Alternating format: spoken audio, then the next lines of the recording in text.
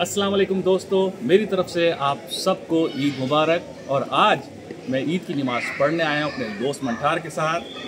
रोम की एक बहुत बड़ी मस्जिद, इस्लामिक सेंटर, और बहुत ही खूबसूरत है। वहाँ हम ईद की नमाज़ भी अदा करेंगे और आपको मस्जिद भी दिखाएंगे।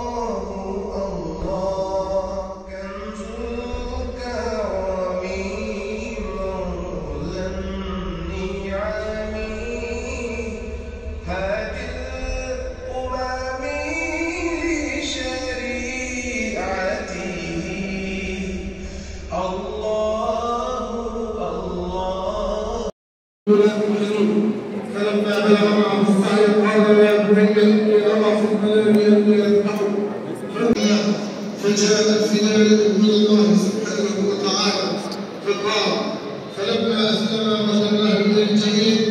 तो दोस्तों अभी हमने नमाज़ पढ़ी और माशाल्लाह बहुत मज़ा आया, बहुत अच्छा लगा। और यहाँ देखिए लोगों की रश है और ईद नमाज़ हो गई। आप सबको मेरी तरफ से ईद मुबारक हो, सारे दोस्तों को, सबकी फैमिलीज़ को। और अपना ख्याल रखिएगा। बहुत मज़ा आया और ये बहुत ही खूबसूरत मस्जिद है।